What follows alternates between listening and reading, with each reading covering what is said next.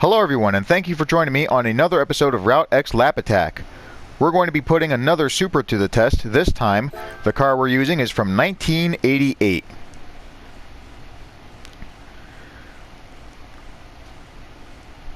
I like the way the engine sounds on this one. I say that a lot about the cars I use. I don't know what it is, but the way it sounds, just listen to that. That's awesome.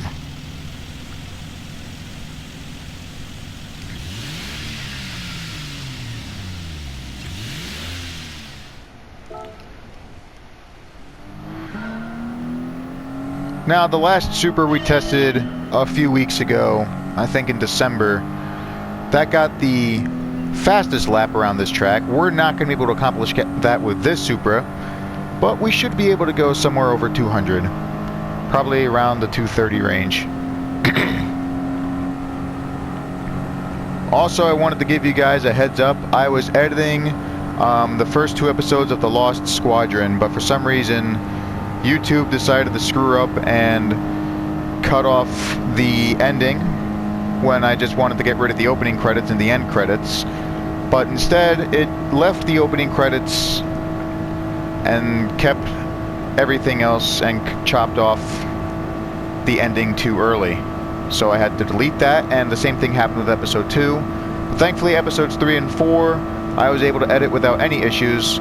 But the first two episodes have been lost forever. I don't really have any plans to go back and redo them, especially since the cast I used, they got a lot of other things going on right now. Especially my friend EJ. I haven't spoken to him since after that.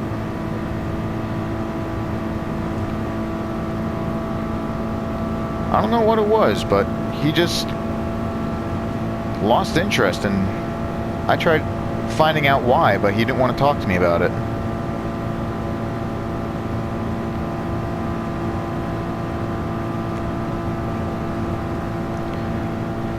I'm on good terms with the others, though. We've always been good friends, especially Carlos.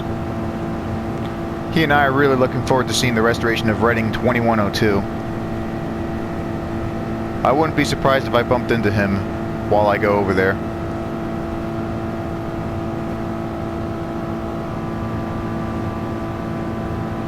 Now, speaking of railroads, this paint scheme is based off the Chicago Northwestern, which is why I got the green and yellow on here. I'll show you later. I even put a little Toyota logo on the sides.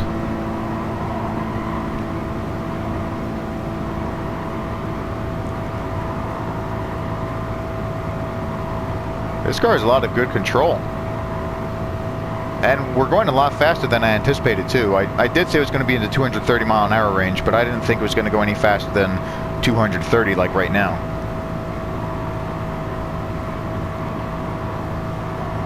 I always try to keep everything at the top, you know, like I always perform, or get the performance and the weight to as high as I can get it. Well, the weight you want to get as low as possible, because if you make it any higher, the car goes slower, not faster. A little tip too, sometimes you want to get the suspension lower, because if it's higher, then that's going to decrease your top speed. All because of those aerodynamics. Do the headlights pop up? Oh yes, they do. I think they all do. I like doing this. They might damage the headlights in real life, but this is just a video game, so we can play around with these as long as we want to. As long as I don't crash. Well, we should be fine. I mean, the next curve is, like, what, 5 miles away? We'll see. We're at 15.8 right now. So if it gets to 20.8, then we'll see.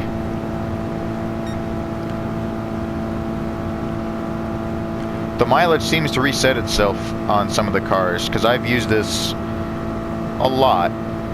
I haven't used it recently, but I know I've used it on many other races. So it should be a lot higher than what it is right now.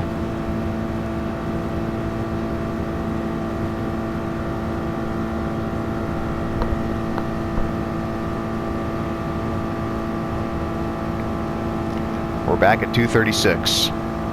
I think when we're going downhill, we got to 238.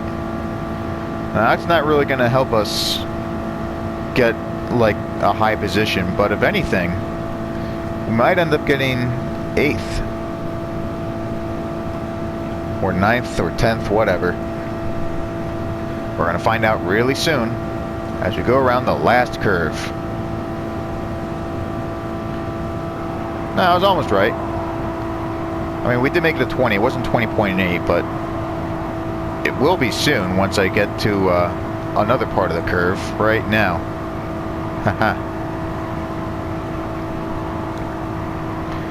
I've been racing a lot of cars here, but I never really kept track on exactly how long the straights are. I mean, it does say that each time I go around the track it's 20 miles, so it should be about a 10-mile long straight, which is always a good thing because you want to test out your car's top speed. At least I do anyway.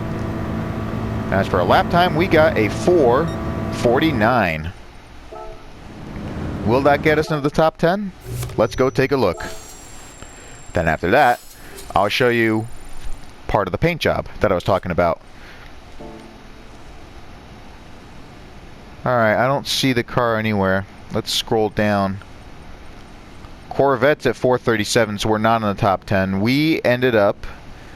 Ah, here we are, 4:49. We beat the Nova, only by 3 seconds. We are slower than the Countach's. I was kind of hoping to be a little bit faster than those, but maybe the next car we test out, the Mitsubishi GTO, will be able to pull that off.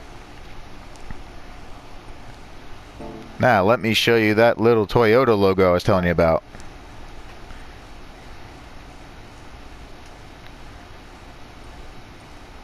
Change car livery. No, we want to view the car.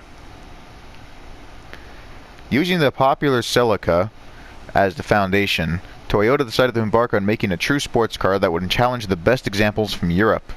Well, they certainly did that, especially with the newer ones. But what's interesting is the even newer Supras. They actually had an engine from BMW, but there you can see the little Toyota logo in red. We'll get another look at the car, and then I'll end the episode, and I'll see you next time when I test out the 1991 GTO.